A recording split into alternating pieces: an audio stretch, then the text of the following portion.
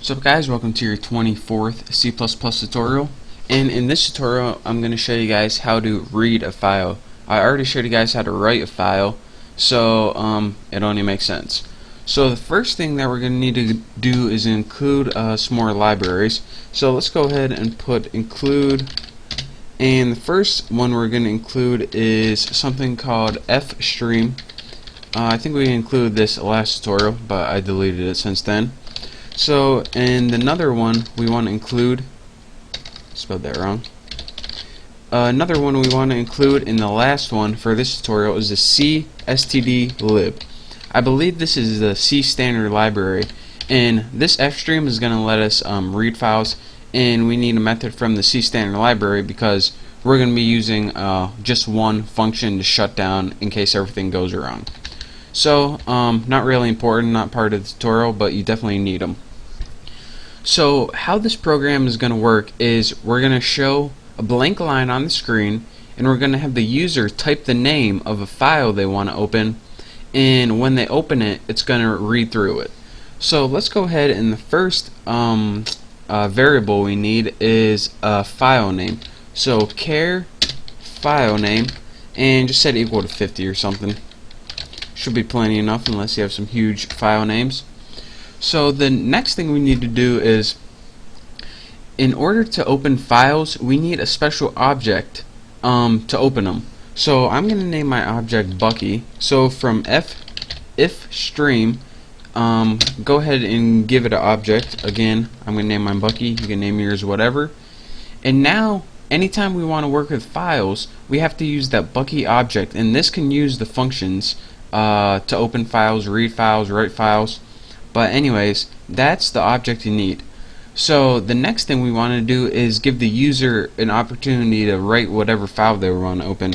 So of course, use your cin and get line, and this is going to give them a cursor, of course, and whatever they write is going to be stored in file name, and just put 50 again. Makes sense.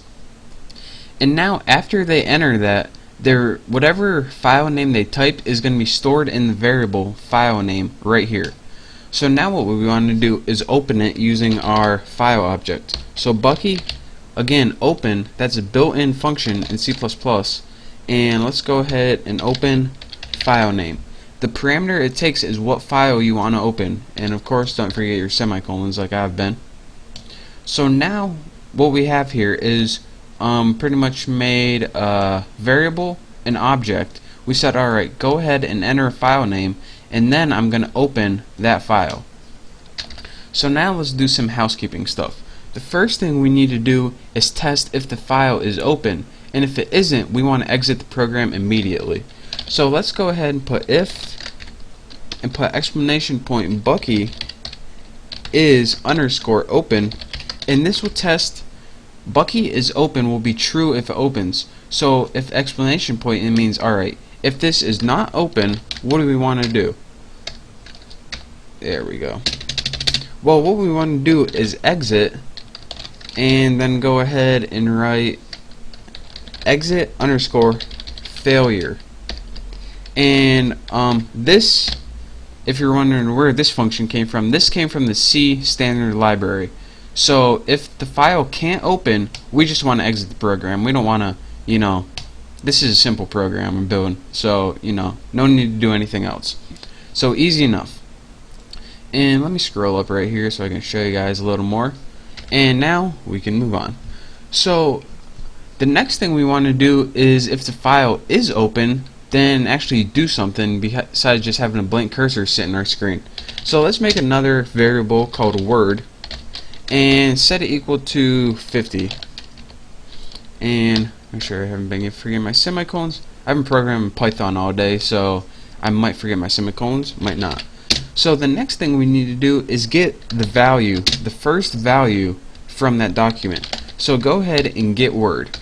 And now let's say while Bucky.good, again, good is a built-in function, and this is going to say, alright, while we aren't to the end of the file yet, and don't use isOpen, because if you use isOpen, then it's gonna keep going. So good is a function that means, alright, as long as you aren't to the end of the file, And remember, this while loop is only going to run if the file is open, so we don't have to test for that.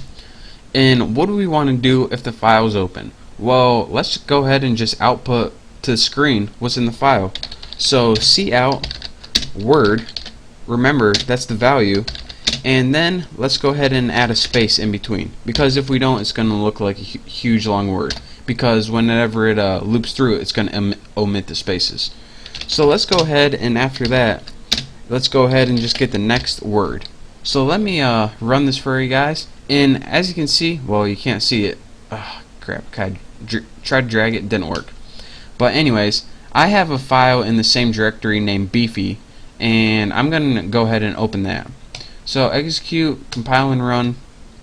Come on, baby. See how many errors I got? Come on, come on. There we go. So let's go ahead and type in beefy.txt. Go ahead, and there's only one sentence. It says this is a new file, the yada yada yada. And if you don't believe me, here's Beefy right here. This is a new file. Bam. So let's go ahead and try to enter a file that we don't have. Let's go ahead. See, I had Beefy in that same directory, but I don't have a file called like tuna fish or something. So tunafish.txt. Open that, it exits. So let me show you guys one more time how this works. We went and we included this stuff so we can use the built-in functions that came with what we wanted to use. You should know what those mean. But here's to the meat of our program. We first made a variable called file name, because whenever they inputted that, we need something to store their file name in. We next built an object so we can work with files. We had them input something on the screen and it stored it in the variable file name.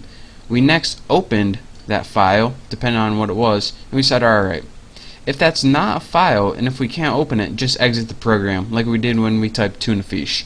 But if it is, then do this. What you need to do is we need to make a new variable to store the values. Each value was a word, so that's why I named it word. And then what this did is just loop through each word and put a space in between. And at the end of that, of course, system pause, return nothing, yada yada yada. Not that exciting, but you need to know it. So that's your quick tutorial on how to open files and how to read from them. Again, this isn't the ideal way you want to do this, but this is probably the easiest way that I can explain, so that's why I did that. So again, thank you guys for watching. Don't forget to subscribe, and I look forward to seeing you in the next tutorial. So thank you, and I'll see you then.